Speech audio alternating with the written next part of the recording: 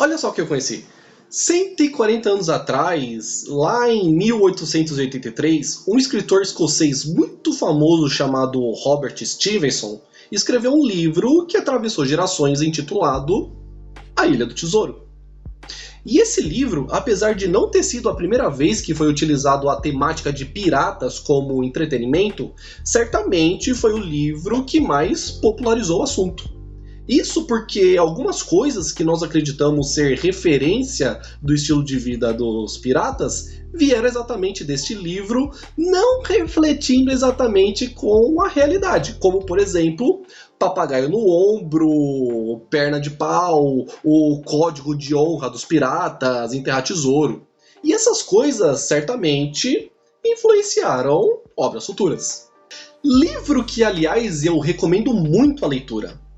Apesar de que eu recomendar alguma coisa de pirata pra vocês é meio suspeito da minha parte, porque se tem uma temática que eu sou fascinado e não consigo largar o osso, é a temática de piratas. Filmes, séries, jogos de tabuleiro, animes. Pombas, eu tenho tatuagem de piratas, eu já escrevi um romance de piratas, eu já desenhei uma HQ sobre piratas. Então, piratas é uma temática da qual eu simplesmente não canso.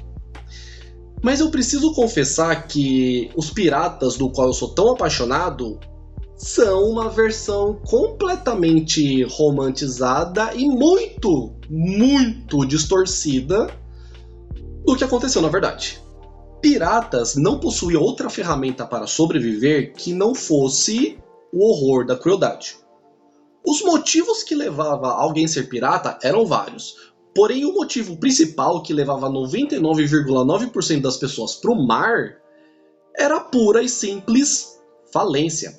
Isso porque a idade de ouro dos piratas também coincide com a idade de ouro da crise na Europa pós-era medieval, onde nós temos um momento de ascensão de muita burguesia, muito conflito, descontrole completo econômico, o que gerava extrema pobreza.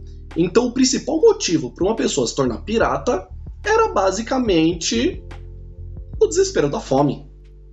E se a pobreza era o fator principal que levava uma pessoa a se tornar pirata, o que levaria uma pessoa, digamos, de extrema nobreza a se tornar pirata? Bom, para Jean de Clisson, com certeza foi a vingança. Nascida no comecinho de 1300 na França regida pelo Filipe VI na região da Bretanha, Jean cresceu em uma família nobre, cheia de privilégios e de altíssima educação. E sendo ela filha de nobres, não era incomum que ela tivesse envolvida em eventos políticos. Assim como também não era incomum que ela tivesse um casamento arranjado exatamente para fortalecer o controle político de duas famílias.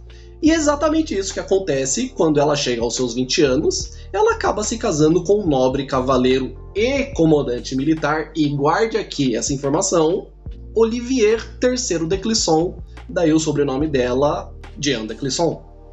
O problema aqui é que nessa época havia muita ascensão de burguesia, o que gerava muito conflito. E havia uma certa tensão pela disputa do Ducado da Bretanha.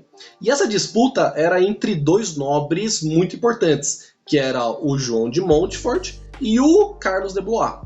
Olivier III de Clisson tinha jurado lealdade militar a João de Montfort, enquanto que o Carlos de Blois tinha simplesmente o apoio do rei. E a gente sabe muito bem que quem não tem o apoio do rei acaba levando a pior. E depois que estoura a Guerra da Sucessão da Bretanha, é exatamente isso que acontece. Em 1345 morre em campo de batalha o João de Montfort, e o rei Filipe VI enxerga no Olivier III de Clisson um possível inimigo. Então, utilizando como pretexto provas fabricadas por ele mesmo, o rei Filipe VI dá cabo do Olivier III de Clisson. E a gente sabe muito bem como que os franceses gostavam de dar cabo das pessoas, né? E em 1345, Jeanne de Clisson acaba ficando viúva. E a então viúva Jeanne de Clisson, aos 35 anos, declara a vingança total ao rei Filipe VI, atingindo ele onde mais doía, que era em alto mar. Veja bem, Como pirata, Diane de Clisson ela teve um certo sucesso. Piratas não são conhecidos por ter vida longa, pelo contrário, a vida de um pirata é relativamente curta, isso por conta de todas as adversidades.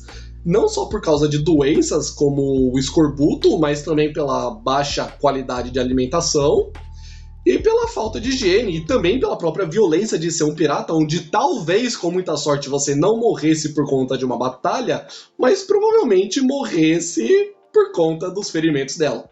E a Diane de Clisson foi uma pirata tão proeminente, tão importante para a história, que é uma das poucas piratas que a gente consegue datar historicamente o seu período de atividade, que foi mais ou menos ali entre 10 e 15 anos.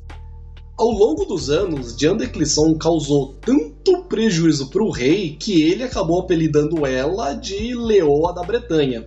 Isso também porque ela se concentrava em afundar as embarcações que abrigavam partidários do rei, onde ela era conhecida por, não fazer prisioneiros. E assim, se você acha exagero que a sua mãe te tacava chinelo na cabeça quando você fazia bagunça, imagina o que a Diane fez quando descobriu que o próprio filho, o Olivier Jr., estava comandando uma frota aliado ao rei. Ela foi até o filho, afundou toda a frota dele, fazendo com que ele mudasse de lado.